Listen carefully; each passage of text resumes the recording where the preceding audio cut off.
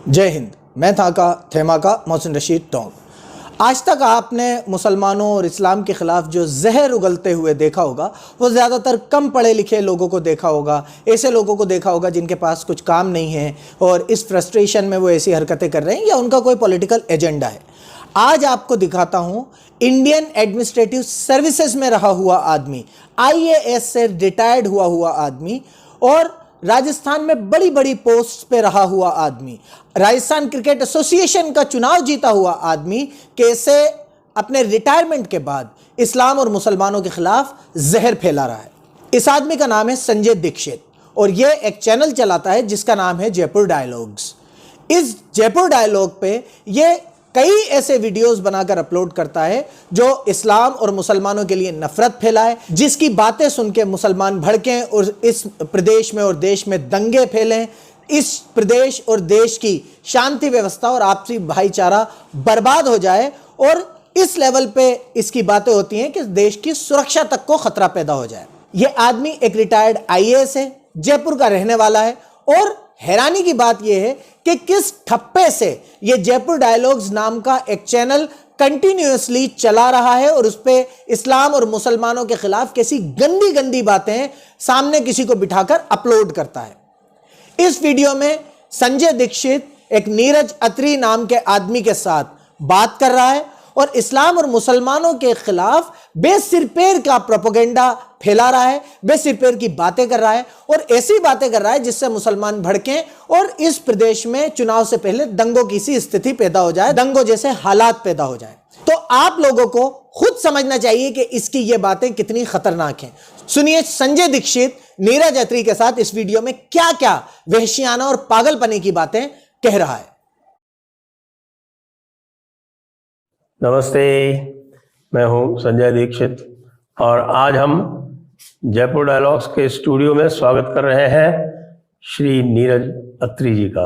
आपने ये दी केरला स्टोरी अवश्य देखी होगी जी, कि मुसलमान हमेशा अच्छा होगा, देशभक्त होगा, मानवता को प्यार करने वाला होगा, जबकि जो किताब है उनकी, जो उनकी थियोलॉजी है वो इससे ठीक विपरीत लेके जाती है उनको। इस्लाम की एक कलेक्टिव आइडेंटिटी है जो क्या बोलती है कि आप काफिरों से अलग रहने वाले हो। जो आपने काफिर वाली बात की पूरी की पूरी जो किताब है वो पूरी ह्यूमैनिटी को दो हिस्सों में बांट देती है, मोमिन और काफिर। और मोमिनों का फर्ज है कि उनके साथ जिहाद करना है, जिहाद से भी ज्यादा इंपॉर्टेंट है किताल करना है, कि इनके साथ लड़ना है। जो उनके कृत्य थे कि देश तोड़ने का काम किया।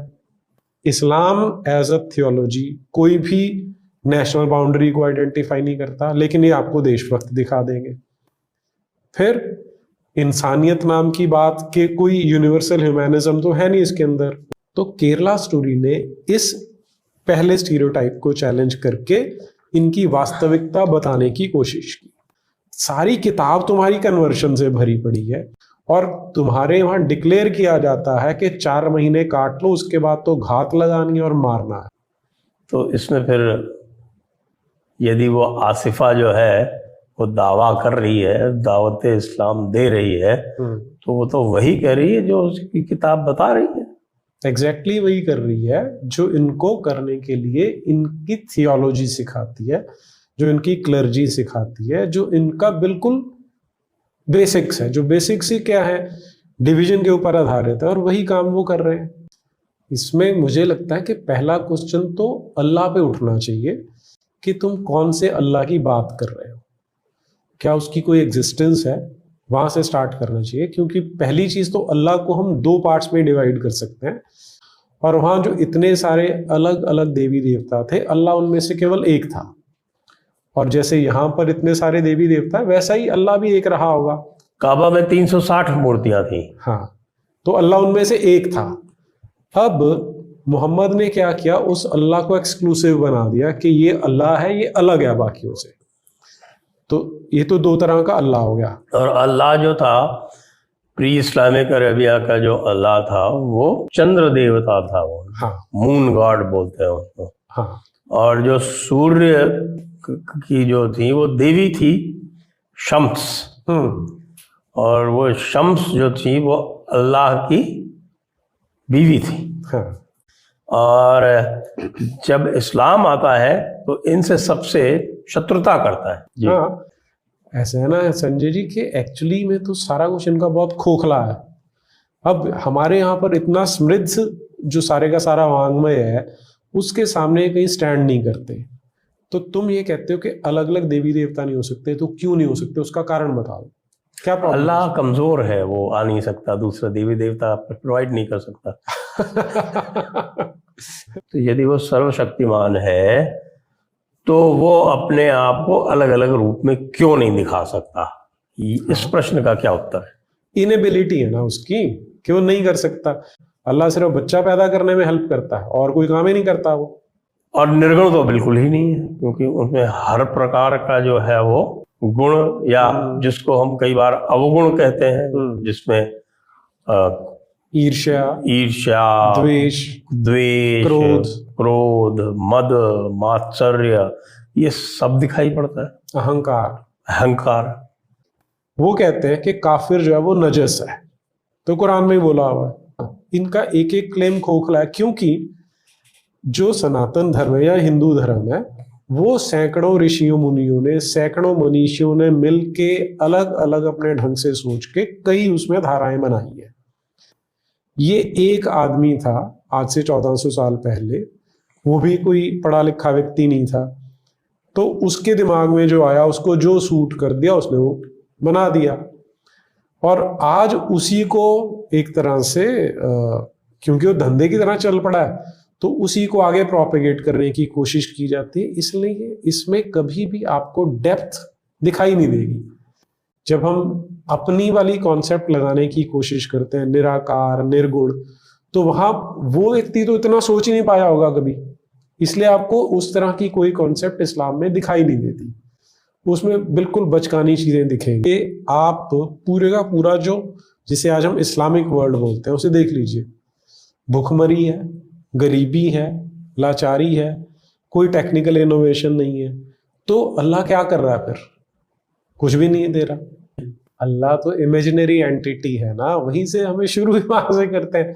Fake ID of dash dash dash.